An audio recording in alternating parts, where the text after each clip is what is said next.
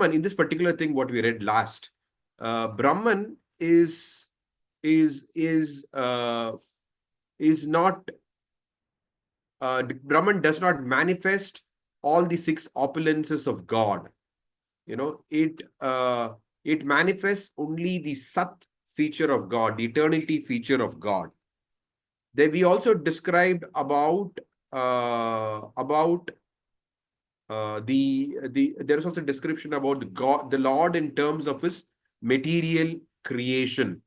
So that is the feature of Paramatma, where Paramatma is the feature of this external material world. So Paramatma is seated in everyone's body as the super soul. So that aspect is called Satchit. But Paramatma is not a feature found in the spiritual world. In the spiritual world, all the forms of the Lord are interactive forms. They are not just the witness forms and things like that. They interact with devotees. So those forms interact with devotees. Therefore, in the spiritual world, the forms are known as Satchidananda forms. Of course, you could say that are we saying that the Paramatma feature of God is a lesser feature of God? It's not like that. So Srila Prabhupada gives the example that when we are driving towards a mountain, first we see a blob. That's all. We don't see anything actually. So as we head closer to the mountain, we can see that there is some life there, in the sense that there are some trees, or it becomes a little bit clearer. You can see some features there. But the real nature of the mountain can be understood only when you enter into that mountain. Then you see the different kinds of trees and animal life, plant life, and all these kind of things. So it is not that Brahman is a lesser feature of God. It's not like that. Or Paramatma is a lesser feature of God. Rather, there is only one feature of God, which is revealed to us according to the degree of our qualification. That's all. So you have qualification only to see. You're very far away, so you have the qualification only to see a blob. As you come closer, you have the qualification to see the greenery. At least from a distance.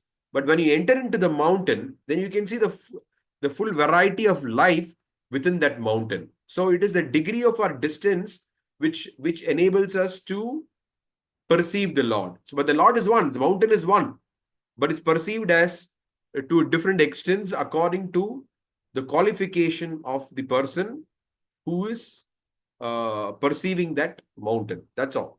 So if you're far away, you don't perceive, very little you perceive. But the closer you get to the mountain, then you get better you perceive. And once you get into the mountain, then you perceive everything. So that is what is being explained here. And earlier in the chapter, Srila Prabhupada explains that people perform dharma, religious rituals, for economic development. Because without economic development, life cannot be convenient. It is economic development which provides the suitable environment for sense gratification. So if you don't have suitable economic development, then you cannot even eat properly. So it solves the problem of eating, first of all. So if there is no eating, if there's no proper eating, how can there be strength of the body? And if there is no strength of the body, where is the question of sense gratification? Because the body is the vehicle for sense gratification. So first of all, without sufficient economic resources, one cannot even feed oneself. Now, apart from that, there is something called basic necessities. So basic necessities provide at least basic sense gratification. Then there is very luxurious sense gratification. That is that I'm not happy with just the food that I eat, I need to eat that food in a certain environment. So then I need to go to a 5-star hotel and experience that ambience and have food within that ambience, right? So there is basic sense gratification, and then there is all what can be, how you acquire that sense gratification. For example, Prabhupada explains eating, sleeping, mating, defending is common for both men and animals. The only difference is how we arrange that. How we arrange it is different. That's all. So, but the pleasure is the same. Pleasure is actually the same. Whether we are an animal body or the human body, the pleasure is the same. One cannot get any greater pleasure of eating than in an animal body or a dog body. There is a certain raw pleasure of eating. Then there is a certain pleasure of sleeping. Prabhupada explains that whether you sleep in a very luxurious bed or whether you sleep on the floor, once you sleep, whatever pleasure you derive from that sleep is pleasure of sleeping. That's all. Then there is pleasure of sex life.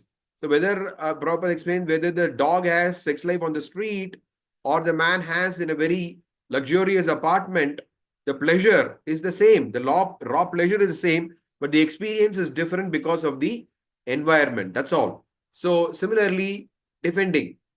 So defending does not mean only physical defense. That's normally how it's referred to, but it also refers to defending against our being defamed.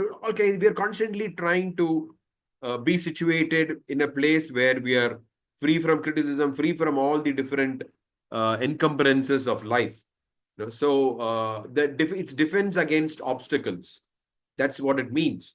So in the human form of life, instead of trying to acquire the same pleasures in different environments, the real thing is that how do you say? Prabhupada explains that Prabhupada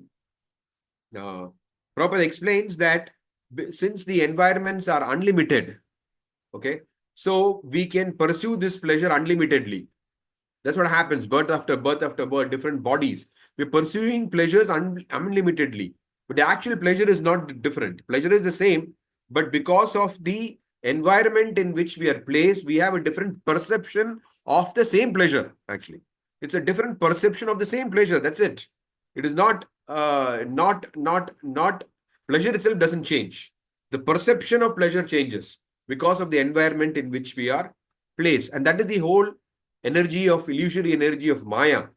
She makes us think that we're getting different pleasure, but it's not a different pleasure. It's the same pleasure, but the perception of the pleasure changes according to the environment in which we are placed. That's all. But in the spiritual world, it is not like that. The pleasure itself changes. The pleasure itself changes. The pleasure itself expands. The pleasure itself does not have a beginning or an end. The pleasure is not confined. So there is a big difference. So Prabhupada is explaining that this is very unintelligent to try to pursue pleasure in this material world through the process of dharma and artha, because the pleasure that we are experiencing is the same, just that the environments are different. But in the spiritual world, the pleasure itself is changing, and the environment further enhances that whole experience. But the pleasure itself expands, and the environment further enhances that pleasure. So that's the difference. So I said a few things on whatever we read so far. If anyone has any thoughts or questions or reflections, we can take some now, and then we'll continue to read.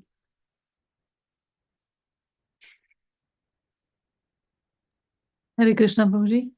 Yes, Prabhuji, you said that there is no existence of Paramatma in the spiritual world. Is Yeah. that correct? Yeah. We also hear that when one gets a spiritual form, then the Lord is Atma of the Atma. Correct. But What is Atma of the Atma means the Lord knows. It doesn't have to be here in this material world, you are situated in a body. The Lord is also situated in the same body. Okay. Yeah. So the Lord is witnessing your activities because you're situated in a body. So, Mhm. and He's very close to you to witness your activities. That's all. That's the meaning of Paramatma here, right? When you say Atma of the Atma in the spiritual world, here the idea is the proximity of the Lord to you in the same body, right? In the spiritual world, the Lord is always proximate to you because of your relationship with the Lord. That's the meaning. Okay. In this world, the Lord performs no other function as Paramatma other than being a witness. That's all. But in the spiritual world, what to say, the Lord performs activities. But the idea is that when you say Atma of the Atma, ultimately we are all coming from the Lord. That sense, we are the Atma. He is the Atma of our Atma. In that sense, we could say. But in the material, the concept of Paramatma is that he is the witness to our activity. He's very close. He's the closest person to us, more closer than anyone else in this world. I mean, situated right next to us. Right now, nobody's situated right next to me. I can see some mobile phone. I can see some. Nobody's seated right next to me. But the Paramatma is still there with me. Mhm. You know, so nobody can be more closely situated with me than the Lord. Similarly, in the spiritual world, the Lord is always, he's present. What is it? He's present in very close proximity with you because of the love that you have developed for the Lord. Here, even though we are not developed for the Lord is still in close proximity. Mhm. But there the Lord is in close proximity according to your eligibility. You are eligible to interact with Him. So the close proximity factor remains, but He manifests Himself differently there because of your eligibility to interact with Him. Eligibility to interact means what, Romji? Because of your ability to interact means because of your qualification. You're qualified yourself to go to the spiritual world. Mhm. So therefore, the Lord, your eligibility is high. Right now, what is our eligibility? We have turned our face away from Krishna. So we have no eligibility to have interactions with the Lord. We should develop that eligibility. Not develop, we should reawaken that ability. Yeah. Eligibility, not ability. Ability is already there. Reawaken that eligibility. Mhm. Prabhuji, these in the spiritual world, the innumerable sakhis, there are gopis, and there are parents. Already, they are like a full family. Sometimes I feel, where would we go in, and are we needed at all? Will we become eligible to directly interact with the Lord, or will we, really? And in the spiritual world, nobody thinks about whether I'm interacting directly with the Lord or not. Nobody even thinks like this. That we think only in the material world because of our conditioned perceptions of relationships. But in the spiritual world, uh, no one can give the kind of pleasure that you can give to Krishna. Nobody else can do that. That's why every soul is unique. The pleasure that each soul can give, nobody else can give that pleasure. Mhm. That is the Mhm. meaning of variety in the spiritual world. That Uh-huh. particular kind of pleasure nobody else can give. So, in the spiritual world, everybody has a special relationship with the Lord because nobody else can give that kind of pleasure to the Lord. So there is no question of whether we are needed. It's just like if you are in a family, if you have one child, it's nice. If you have two children, it's nice. If you have three children, it's even more nice.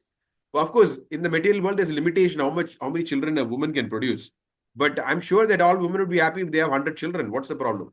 There'd be more the merrier, right? So Mhm. no, and none of those 100 children would be. You'd wonder, anyway, I have 99. Why one more? Nobody thinks like that. Mhm. The more the children, the more the variety. That's it. Mhm. So like that. So there is nobody who's redundant in the spiritual world. Everybody is contributing uniquely to the Lord's pleasure. Okay. Okay. All It's right. unique. What pleasure you can give to the Lord, I cannot give.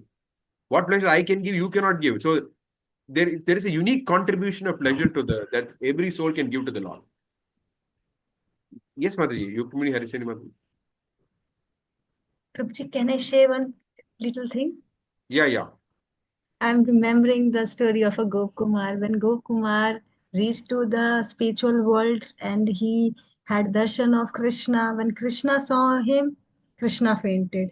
Then when Gokumar saw Krishna, Gokumar fainted. So like this again, when Krishna came into consciousness, then Gokumar got fainted.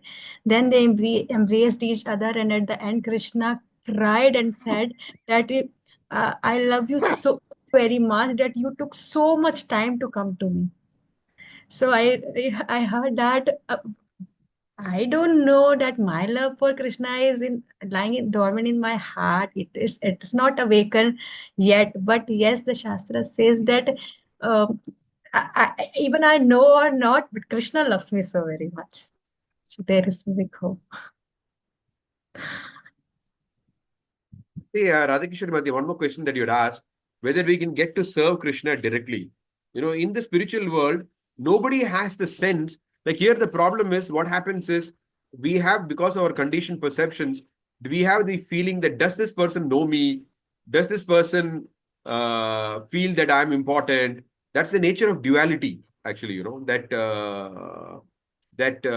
there is always this conception of ignorance, and lacking. So we always wonder, okay, this person doesn't know what I'm going through. Does he know? Does he not know? What does he think about me? All these kind of things are there. But these conceptions are not present in the spiritual world. There, everybody is at every moment is fully aware, it is beyond faith. It is an experience. They know that, it's like that Krishna is thinking of them all the time. They know that, what is it? Krishna knows what they're offering. They know it. It's not a question of faith.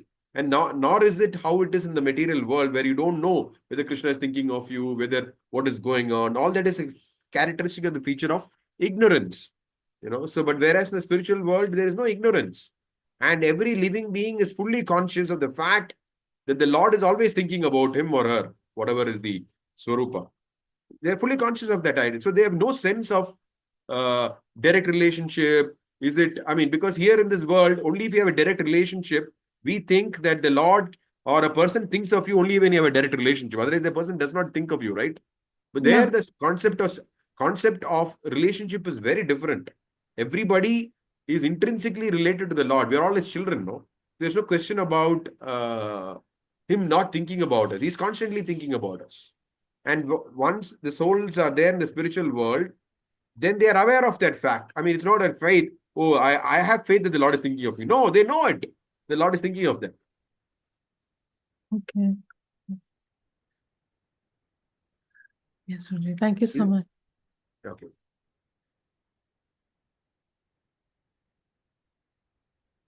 Okay, Aki, Rukmini Harisidwat, you can lower your hand unless you have some other thing to ask or say. Prabhuji, I want to share my understanding. Please correct me if I'm wrong.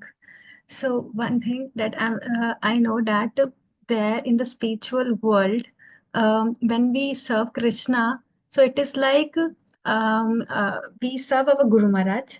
Guru Maharaj gives service to his spiritual master. Like this there is a chain. And when the mercy comes, then maybe Radharani or Radharani gives mercy to this like this. So the mercy comes in a descending form, comes to us. And it's like the mercy increases. So I heard like this way. So one thing, and secondly, like most of our acharyas are in a manjari forms. So they are not next to Radharanis are the Sakhis. Then Sakhis have another so many Sakhis. Then there comes the Manjari. So it is like they recommend that means and they recommend. And another thing is that they when Radharani sees other devotees to like to serve, so Radharani and every devotee feel more pleasure that Krishna is being pleased. So everybody uh, feel more pleasure seeing that how nicely the another devotee is serving Krishna. I don't know, but two things I know. I just want to share. Please correct me if I'm wrong. Okay, one thing is about Prabhupada explains in the third canto of Srimad Bhagavatam, the Kapila Kapila story. There, in one purport, he explained that there's concept of what's called imperceptible liberation. Like suppose you're in front of the deity, what actually happens? You're doing worship to the deities, right? You're consciously worshipping the deities. But Prabhupada also explains that this worship is not being offered directly. It is being offered through the parampara. Yet, do you feel any lack that, you're worshipping the Lord, but at the same time, that worship is being offered through the parampara. That's the whole idea. You're invoking the name of your guru, you're invoking Prabhupada's name. There are pranam mantras, they're worshipping. So it is like that. So that's why it said the spiritual masters, the transparent via medium. Transparent means that's what it means. So I think that's a mundane word, but transparent via medium. But that's the best that the acharyas can do to explain it. Basically, that's why there's no concept of direct and indirect and all these kind of. There's no such conception of direct and indirect. Everything is absolute in the service of the Lord. And as you said, it's correct that the mercy intensifies as it comes down in parampara. However, the idea that our acharyas are all manjaris and all these kind of things, that is it is not a very bona fide idea that all our acharyas are manjaris, and many of the acharyas were. It's not that everybody has to be a manjari. But Lord Chaitanya Mahaprabhu came. When Lord Chaitanya Mahaprabhu came, he came to give us Krishna Prema, which is the highest achievement of life. But we should remember that Lord Chaitanya Mahaprabhu was in great appreciation of Murari Gupta, who was Hanuman. He was a devotee of Lord Ramachandra. So it is not that everyone in ISKCON is going back to Goloka Vrindavan or whatever. The idea is that the process is such that if you are eligible to go to Goloka Vrindavan, you will go. Depending on your Swarupa. That is what the meaning of Lord Chaitanya has given the highest. Nothing else remains to be given. It is not that everybody is going to go. Everybody is going to be a manjari and things like that. That Prabhupada did not teach us like that. We are followers of the highest class of devotees. Yes, most of your acharyas were manjaris. I don't know whether we can say every one of them was or every one of them will be in the future. We can't say things like that, but we can just stick with what Prabhupada taught us.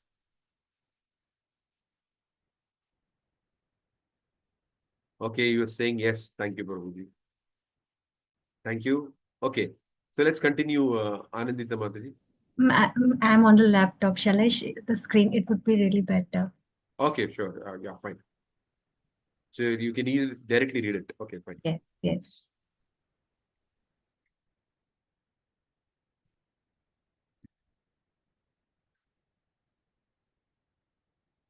Even the transcendental relationship experienced by a devotee of Narayana in Vaikuntha is incomplete because devotees in that relationship cannot realize the relationship between Krishna and his devotees in Golok Vrindavan. The devotees of Krishna do not relish devotional service to Narayana because devotional service to Krishna is so attractive that Krishna's devotees do not desire to worship any other form. Thus, the gopis of Vrindavan do not like to see Krishna as Rukmani Ramana, the husband of Rukmini, nor do they address him by that name. In Vrindavan, Krishna is addressed as Radha Krishna, Krishna, the property of Radharani. Although the names Rukmani Ramana and Radha Krishna are on the same level in the ordinary sense, still in the spiritual world, these names indicate different understandings of various aspects of Krishna's transcendental personality. If one equates the names Radha Raman or Radha Krishna with Rukmani Raman, Narayan, or any other names of the Supreme Lord, he commits the fault of overlapping dates, which is technically called Rasabhasa. Okay, can you stop here, man? Okay, go on. I think just finish that paragraph. Those who are expert discriminating devotees do not accept such amalgamations which are against the conclusions of pure devotional service. Less intelligent men think such discrimination is bigotry. Bigotry. Okay. Now, we should be very, what's it? So this discrimination, this difference is for those who have on a very exalted stage. We only know theoretically there's a difference, but practically, Prabhupada explained that when we worship Radha Krishna deities in our temple, I mean, this Prabhupada writes in the Bhagavatam purport, we are not worshipping them as Radha Krishna, we are worshipping them as Lakshmi Narayana. You're worshipping the forms of Radha Krishna, but you're worshipping them in the mode of Lakshmi Narayana. And Srila Prabhupada installed Rukmini Dwarakadish. Srila Prabhupada installed Sita Ram Lakshman Hanuman. Srila Prabhupada did all these kind of things. So the point that Prabhupada is trying to say is that there is a difference transcendentally, but in our conditioned state, it is all absolute. We cannot make that we should not try to discriminate like that. But the qualified devotees, not discriminate, qualified devotees can differentiate. Not us, definitely not us. But if we think that there is no such differentiation, then that's Prabhupada says that is called bigotry. So we are proud of our own idea. Yes, God is one, but there is differentiation in what the Lord manifests in different places. The Lord manifests himself fully only in Goloka Vrindavan. The Lord does not manifest himself fully in other places. But it's the same God. But manifestation is different. In Vaikuntha, manifestation is different. In Goloka, manifestation is different. In Ayodhya, but the same he is the full Supreme Personality of God. Just that he doesn't manifest himself fully everywhere. That's all. And there is a difference in the interactions when he manifests himself fully. That's all. That is what is being pointed out here. The interactions between Rukmini and Krishna are different between the interactions of Radha and Krishna. They are a higher level of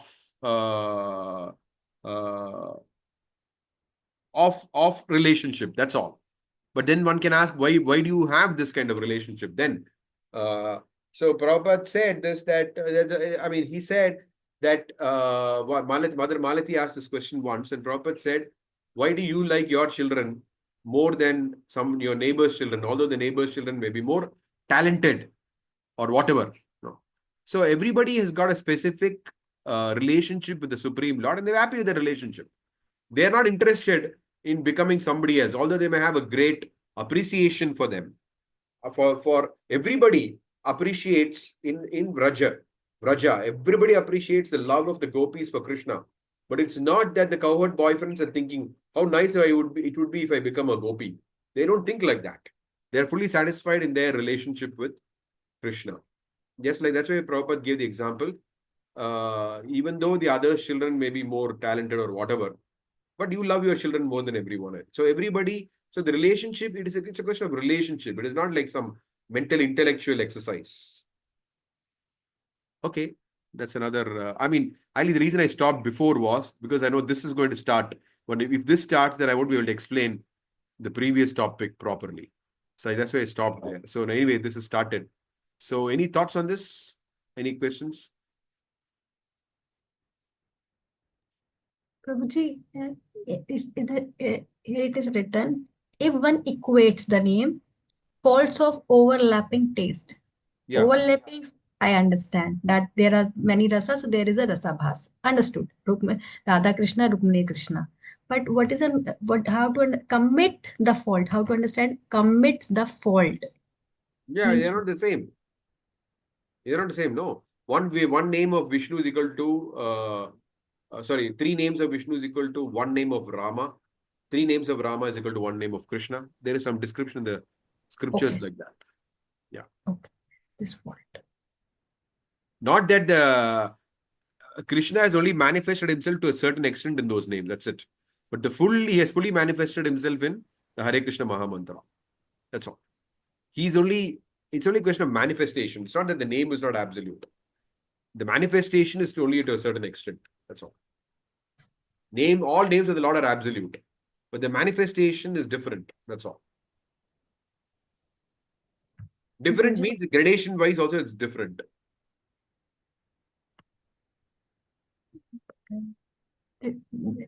Yes, Sunuj. What is it mean? Understand by God? Bigotry means they Bigotry. think what they think is the best.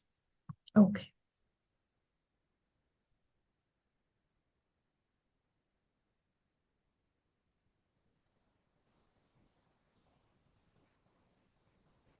Yeah, please go ahead. Thank you.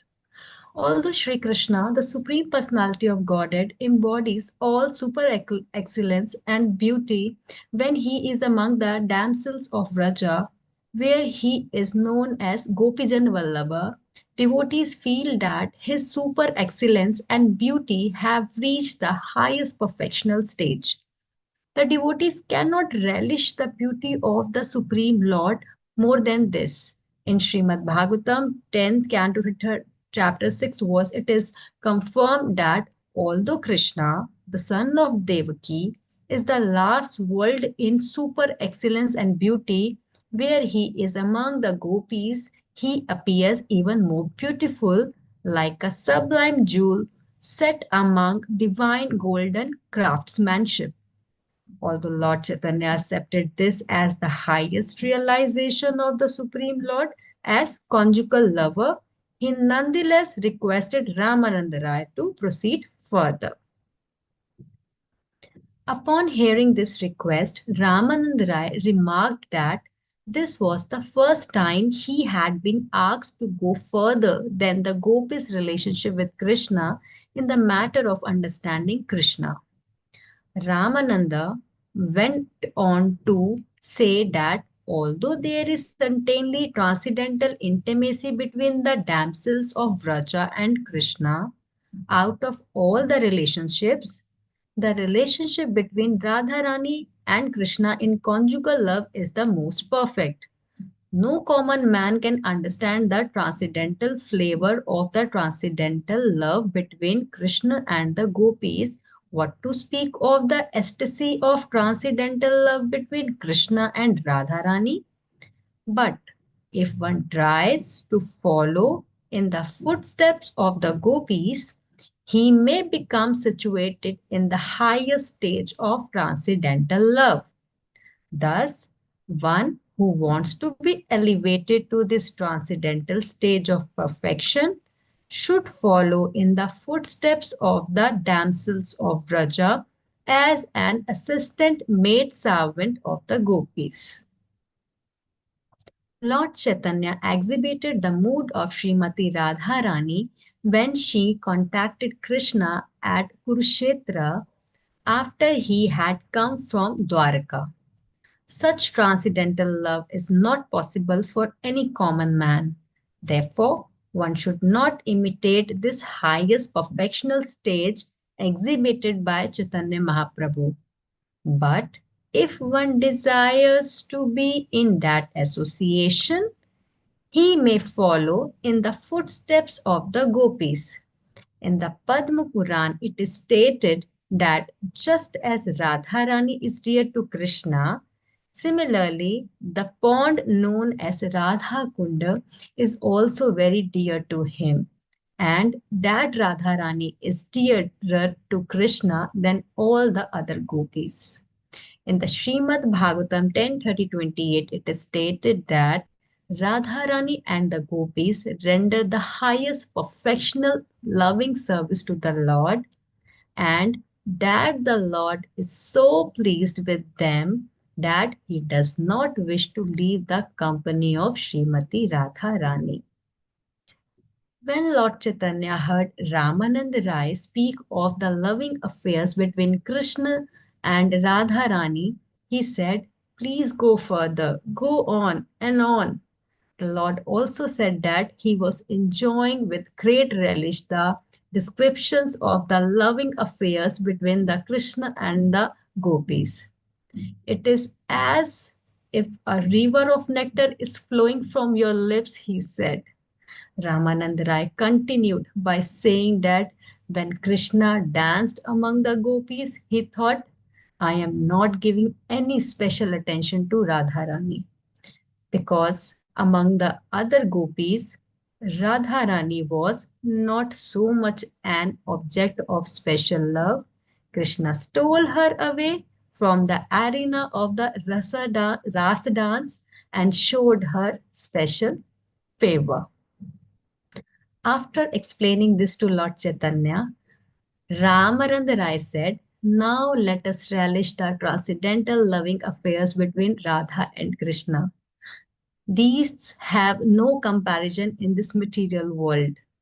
Thus, Ramaranda Rai continued by saying that during the Rasa dance, Radharani suddenly left the arena as if she were angry that no special favor was being shown her.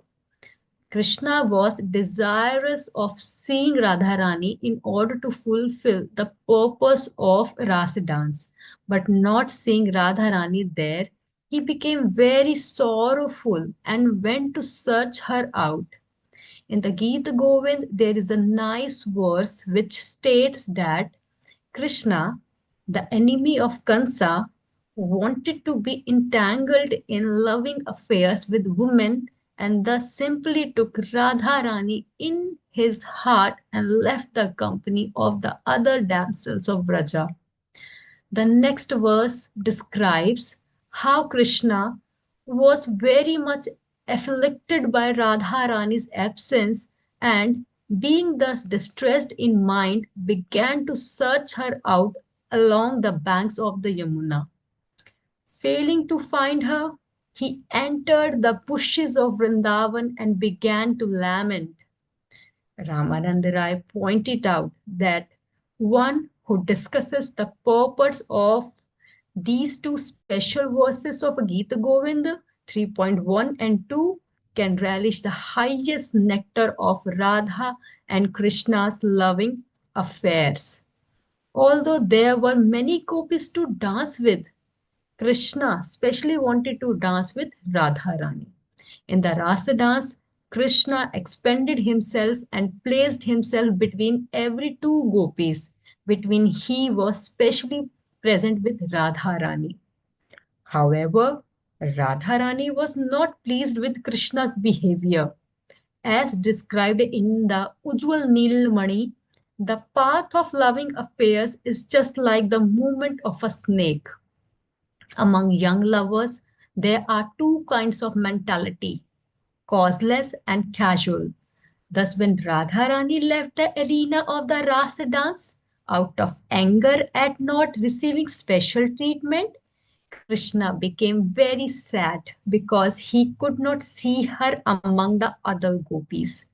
The perfection of Rasa dance was considered complete due to Radharani's presence, and in her absence, Krishna considered the dance to be disrupted. Therefore, he left the arena to search her out. When he could not find Radharani, after wandering in several places, he became very distressed. Thus, it is understood that Krishna could not enjoy his pleasure potency even in the midst of all the other gopis. But in the presence of Radharani, he was satisfied.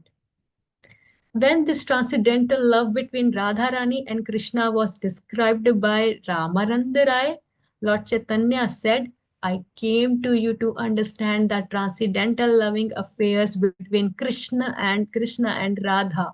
And now I am very much satisfied that you have described them so nicely. I can understand from your version that the highest loving state is that between Krishna and Radha. Yet Lord Chaitanya still requested Ramananda Rai to explain something more. What are the transcendental features of Krishna and Radharani? And what are the transcendental features of the reciprocation of their feelings? And what is the love between them? If you kindly describe all this to me, I will be very much obliged. Except for you, no one can describe such things. I do not know anything, Ramananda Rai replied in all humility. I am simply saying what you are causing me to say. I know that you are Krishna himself. Yet, Still, you are relishing hear about Krishna from me. Therefore, please excuse me for my false expression. I am just trying to express whatever you are causing me to express. I am a Mayavadi sannyasi, Lord Chaitanya protested. I have no knowledge of the transcendental features of devotional service. By the greatness of Sarabhauma Bhattacharya, my mind has become clear and I am now trying to understand the nature of devotional service to Lord Krishna. The Bhattacharya recommended that I see you in order to understand Krishna. Indeed, he said that you are the only person who knows something about love of Krishna. Therefore, I have come to you upon the recommendation of Sarbhum Bhattacharya. Please then do not hesitate to relate to me all the confidential affairs between Radha and Krishna. In this way, Lord Chaitanya actually took the subordinate position before Ramananda Rai. This had very great significance. One who is serious about understanding the transcendental nature of Krishna should approach a person who is actually enriched with Krishna consciousness.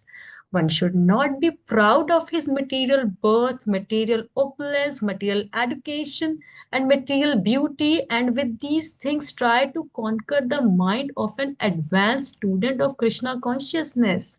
One who thus goes to a Krishna conscious person thinking that he would be favorably induced is under a misconception about this science. One should approach a Krishna conscious person with all humility, put relevant questions to him, and not challenge him.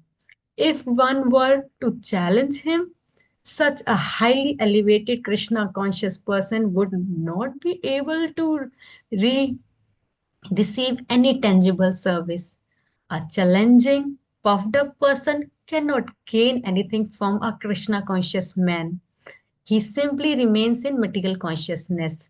Although Lord Chaitanya was born in a high Brahman family and was situated in the highest perfectional stage of sannyasa, he nonetheless showed by his behavior that even an elevated person would not hesitate to take lessons from Ramananda Rai, although Ramananda Rai appeared as a householder situated in a social status beneath that of a Brahmana. Thus, Lord Chaitanya clearly showed that a sincere student never cares whether his spiritual master is born in a high Brahmin family or a Kshatriya family, or whatever he is, a high grade sannyasi, a brahmachari, or whatever. Whether, not whatever. Whether. That whether he is a high grade sannyasi, a brahmachari, or whatever. Whoever can teach one about the science of Krishna is to be accepted as a guru. I wanted to just tell you all about an anecdote. Once Prabodhananda Saraswati Maharaj gave a class in Vrindavan. I liked the class very much, and at the end of the class, he was walking towards his room. So then I went and gave him some donation. Maharaj refused to accept the donation. He said, "I don't know you. Why are you giving me a donation?" So then I said, "Maharaj, I appreciate your class very much, and out of my appreciation for it, I just want to do some seva." Finally, he accepted, but I had to argue with him why I want to. No, I can't say argue, but I mean, yeah, I had to reason it out with him why I'm giving him a donation. So when Prabhupada explains this whole thing from Lord Chaitanya's pastime, that you cannot just go and expect that I'm going to offer some service, so therefore the pure devotee will simply accept it. It is out of their kindness that they accept also. So we should always approach in a humble state of mind.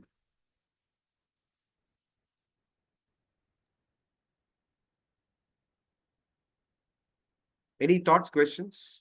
Yes, Prabhuji, in couple of times, Prabhupada mentioned that if I'm trying to open this, that one must try to follow in the footsteps of the assistants of the gopis, like that Prabhupada said a couple of times. Yeah. So, so is that a proactive try, or would that automatically manifest? No, everything in our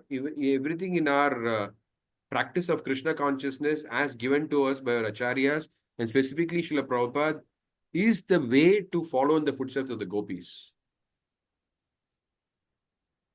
Okay. Especially book distribution. Uh-huh. Especially book distribution. Mhm. Because Prashila, I mean, what was it? Was it Tripura? Rameshwar Prabhu, I think. Yeah. So he explained this Guru Ashtaka verse during Prabhupada's own time. Guru Ashtaka verses in terms of Nikunja Yuno Ratikeli Siddhai. So what does it mean that the spiritual master is engaged in the groves of Vrindavan, assisting the gopis and all these kind of things? So in the spiritual world, that's the activity, but that activity in the material world manifests as book distribution. So everything that we are doing in this in the Krishna consciousness movement is what it means to be following in the footsteps of the gopis, because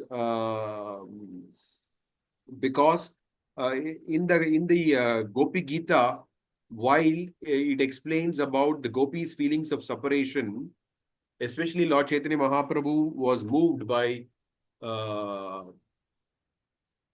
King Prataparudra. King Prataparudra, Lord Chaitanya had not allowed him to even come near him because he was a king, and Lord Chaitanya didn't have anything to do with the king. But because of the mercy of the Lord's associates, personal associates, they told him to come and massage the Lord's lotus feet when the cart had reached a place called Balagandi. It's on the Grand Road, and Lord Chaitanya was resting there. And King Prataparudra began to massage the Lord's lotus feet and began to sing Gopi Gita. And the Lord is completely immersed in trance hearing the Gopi Gita. But when he sang Tava Katamritam Tapta Jivanam, Tava Katamritam Tapta Jivanam, Kavi Vigrinante, yeah, sorry. Kavi Bhiriditam. Kavirita Kalmashapaham. Shravanamangalam Srimad-Atatam Bhuvi Granantiye Bhuridhajana. So when he sang that, Lord Chaitanya, who was fully entranced and who refused to even see King Prataparudra, he got up and he started shouting, Bhurida, Bhurida, he started shouting, and he went and embraced King Prataparudra. And he said, you are Bhurida, you are so kind, you're reciting these verses for me. I mean, in that state of ecstasy, he didn't even realize whom he was dealing with. He went and directly embraced King Prataparudra. Of course, these are the pastimes of the Lord. But what does that verse actually say? You know, that the gopis, we are thinking how to follow in the footsteps of the gopis. But what are the gopis thinking? Gopis are thinking, how shall we follow in the footsteps of the preachers? The Tava Katamritam verse is fully about preachers. It speaks about those who distribute the glories of the Lord are the most munificent beings in this world. You know, so the gopis in their Gopi Gita are thinking about the preachers. So the activity of book distribution specifically is something that attracts even the attention of the gopis, and it is an activity which is very dear to them. So following the footsteps of the gopis means you go out and distribute Prabhupada's book. Does not have to mean go out literally, but to distribute the books, however, online, go out, whatever. You know, so we are a preaching movement, and our entire preaching is not based on classes that I'm taking now or classes that you may be taking or classes that someone else may be taking. Our entire movement is based on the books. Prabhupada said books are the basis of our movement. So our whole movement is based on the books which are meant for both studying and distributing. And this is an activity which even the gopis are thinking about. So therefore, we are definitely following in the footsteps of the gopis of Vrindavan. Sorry. I think you mentioned you gave this explanation once before also in one of the classes, and it was really, yes, a wow moment for us. Rukmini Mataji said that. Wow. So yes. Actually, when Rameshwar Prabhu did that, one Mataji, Prabhupada's disciple, complained, not complained, was doubtful about that explanation. So she wrote to Prabhupada, and Prabhupada replied to her that he has understood correctly. Because in this material world, Sanatan Goswami says in the Brihad Bhagavatamrita, there are two things that you cannot do in the spiritual world. One is to kill demons, because there's no demons in the spiritual world. And the other is preaching. That is a service you cannot do in the spiritual world, because everybody is a devotee. So there are two things that you can only do in this material world. And of course, the first activity which you're not allowed to do, kill. But this one we are recommended to do. Yes, Prabhuji. Prabhuji, another question, the line which says the path of loving affairs is just like the movement of a snake. Yeah. Among lovers, there are two kinds of mentality, causeless and causal. Could you just elaborate? No, that is first of all, this is a conversation between Lord Chaitanya and Ramananda Roy, and they have a certain state of eligibility to be discussing this. So, because these are not subject matters of some theoretical explanations, these are realizations of people on that platform. So, why Srila Prabhupada has given this to us is not to discuss that.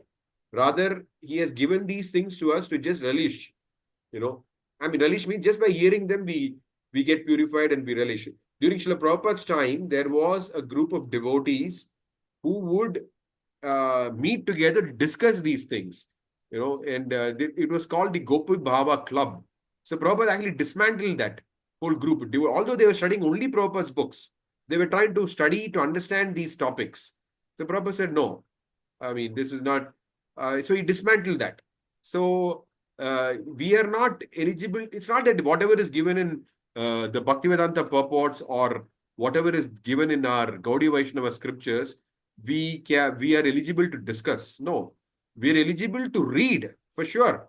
We're eligible to read, but we're not eligible to discuss every topic that is given there. But yes, we are eligible to read, and we should read, like how we are doing now. But topics like this, which are loving affairs between Radha and Krishna, and how can you even comprehend when we are not crossed the stages of anartha nivriti and things like that. So that's our position I always take, that these topics are not meant for discussions. These topics are meant for just hearing, purifying, and advancing. Yes, Prabhuji. Thank you.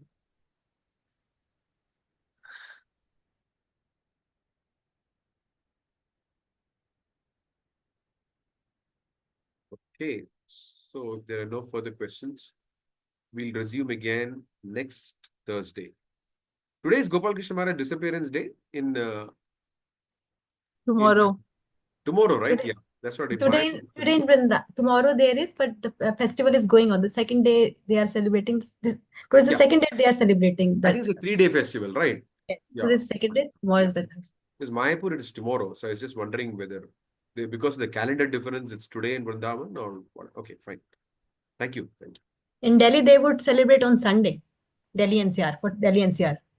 Because I think everybody can attend on that day. So. Okay, so thank you all very much. We'll resume again next Thursday. Vancha kalpatarubhyasya kripa sindhubhyevacha paridanam bhavanebhyo vaishnebhyo namo namah.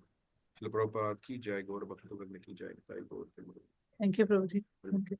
Prabhuji, can I say one thing? Yeah. One thing is, it is like eye opener for me, that I always used to think that the highest perfection stage is to study the Shastras and to preach. But today, it's really an eye opener. It's been so long me in Bhakti. I know that book distribution is important, but you said that why we are doing this is for doing book distribution is the main thing. So this is like eye opener. No, in the sense that it's not that everybody will be able to go out and do it, but like for example, there are pujaris in the temple. Okay, they're worshipping the deities in the temple. What are they supposed to be thinking about? What are they doing actually? They are taking care of the Lord nicely. So the Lord is pleased, and if the Lord is pleased, when the book distributors have gone out and they're struggling hard to bring the preachers to bring the people to this temple. So the Lord is pleased. When they enter the temple, they'll also feel very pleased. That is the idea. If Krishna is happy, everybody else is happy. So everybody in this movement is, every activity is centered around book distribution and bringing people to Krishna consciousness. It's a preaching movement. I mean, Prabhupada said it so many times. It's a preaching movement. So every activity, whether it's cooking, taking care of children, every activity is somehow or the other connected to book distribution and preaching, if we understand it like that. I mean, if we can understand it properly in context, we can render it service in that mode. And This is called Sankirtana movement. Sankirtanas of two types, Prabhupada said. One is the Sankirtan where you perform together. That can be heard only locally. But when you do book distribution, it is the Brihat Mridanga. Whole world will vibrate. And one more correction I got today, that I should not speak like this, that all the acharyas or maybe many of the acharyas are like Manjaris. Prabhupada has not taught like this. So thank Many you of so the much for acharyas are correcting. Manjaris. So many of the acharyas are Manjaris. But whether every single acharya is a Manjari, that I don't know. Maybe. No. That's good. But I'm not supposed to say like this, speak like this. So thank you so much. I will not, because whatever in my mind, I just speak in front of seniors like you. So I may get corrected, but henceforward I will not use. Thank But you you so can much. always say that our line has acharyas even from the Manjari line. Manjari, even our acharya, it's a fact that in fact, Bhaktisiddhanta Saraswati Thakur says that there'll never be such followers as Lord Chaitanya's followers. So we have everything. I mean, we have the highest, people from the highest echelon of devotional service in Vaikuntha. I mean, in Goloka also. We have them also. It's not that we are denying that. But all that I'm trying to say, we are not saying that's the only thing. That is it. Everybody is like that and things like that. Yeah. Because But there's no after 10 years, differentiation I in the have learned spiritual this. world. The spiritual world, there is no such differentiation, technically speaking. So we shouldn't be differentiating, especially when we are in a conditioned state. There is a differentiation, but that differentiation, eligibility to discuss the differentiation is not for conditioned souls like it's only for liberated souls or very exalted personalities. They can discuss the differentiations, but we can just know that there is a differentiation, not that we are eligible to discuss those kind of talk. But to understand, Prabhuji, can we say that I have read in NOD, but whosoever is in the particular rasa, like Hanumanji, if in the Dasya, he is satisfied. Yeah. He is at the epitome, like he's very much satisfied in that rasa. So whatever, if you talk about the Nand Maharaj, even Yashoda Mai, so they are very much satisfied in that relationship. Correct. And there is one more thing, that yes, the rasa also gets changed when we talk about the sages of Naimisharanya, when Lord Rama was there, but their rasa got changed when the Krishna came in the Krishna Lila. They became the gopis. No, So that is no. No? Okay, sorry. No, it's not that they were practicing. No, they were sadhakas. Sadhakas. That they're not perfected beings. They're sadhakas who had a desire to associate with Lord Rama in conjugal love. So then Lord Rama said, no, not in this incarnation. No, they were not perfected beings. They were sadhakas. And because they were eligible, they got this thing also. But it's not that everybody met Lord Ramchandra and could say that also. They were eligible. That's why they got it. What was it? I was thinking of something else also at that point before you said that.